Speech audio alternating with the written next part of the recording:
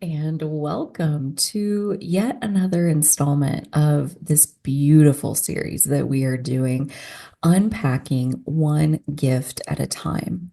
I hope you are well as you find your way into this session, this contemplation, and regardless of how you're doing, I hope that this session unlocks new possibilities because today we are talking about the gift of world building. Okay, and possibilities and world building go hand in hand. So let's begin by first taking a moment to turn inward and be extra present with how you're feeling in this moment. Okay, I'm even going to close my eyes for just a moment to do this myself as well, to be present with how your body is feeling. So take just even a moment and check in, do a quick scan. What do you most notice in your body? And how is the rest of you feeling? How are your emotions feeling today? What do you notice in your emotional self? How's your mental space today? What do you notice in your mental self? Mental self. Um, yeah, just collecting the information, just making a note of all the data of how are you? This is not a place where we do, oh, I'm good. How are you? Like, no, I mean that. How are you? How are you? And we're actually going to dive really deep into how are you in your life in general at this time through today's session.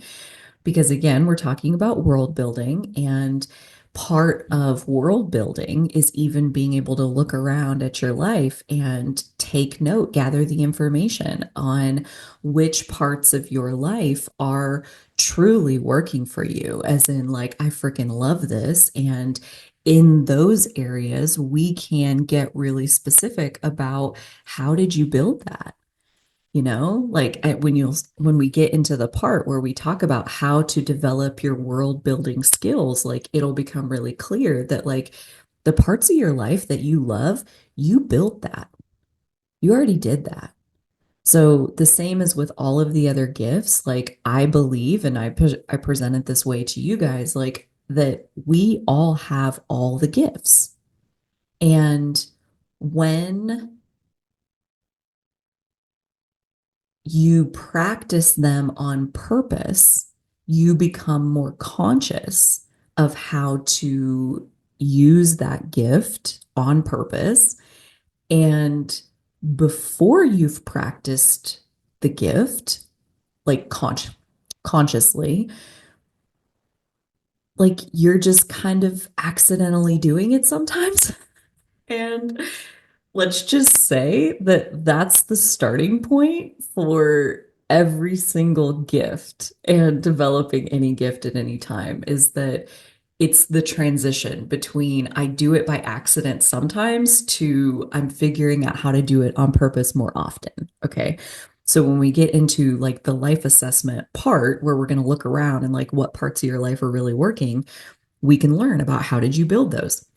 We're also then going to look at like, okay, so what are the parts of your life that maybe aren't working as well as you wish they were? And how do we build those areas of your world to be in alignment with what would be best for you, with your ideal version? How do we move it 1 degree at a time, 1% at a time into greater alignment with who you really are? Right? When we talk about world building, we're talking about your world. Okay. And take a step back for a second because there are a lot of people who want to make the world a better place. And maybe you are even one of them. I know I am one of them. Okay. Um, as far as like wanting to help improve the state of the world overall. Okay. And when we get into talking about world building, it can be tempting to think that we're talking about the world in general. And I want to make it very clear and intentional that actually, when we talk about world building, we are talking about your personal world, which in my beliefs and in my perspective, like the way that I see it is like, I live in my world by myself.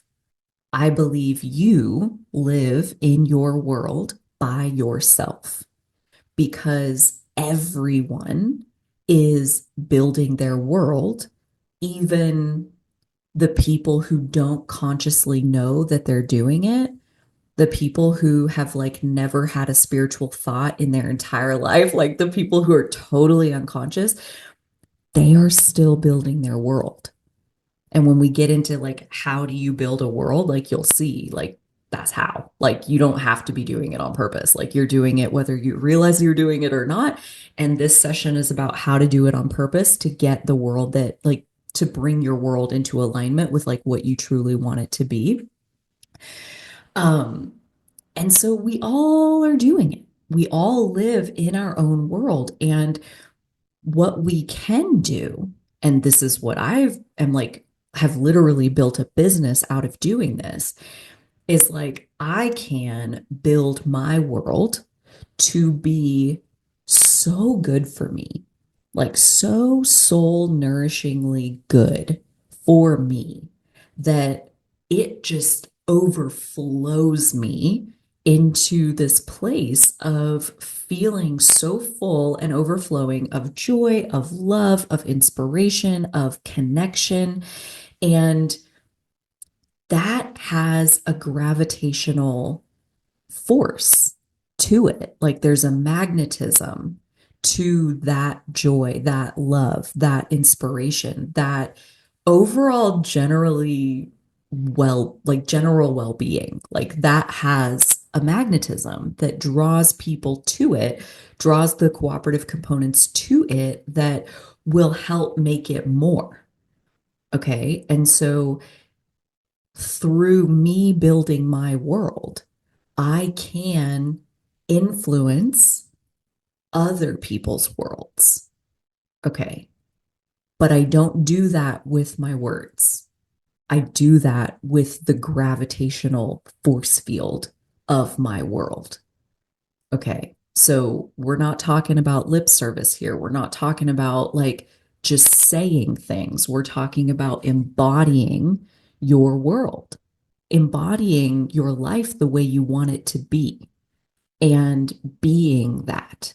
And that beingness has gravity that will influence the world in general, that will influence the choices that other people are making. And those choices are building that their world. You know, my choices build my world, your choices build your world. Person over here, their choices build their world. Like that's how it works. Like the key to world building are your choices. Okay. And so this is where that's the part where whether you are conscious or unconscious, you're always choosing. You're always choosing. You're choosing your way into your world, always.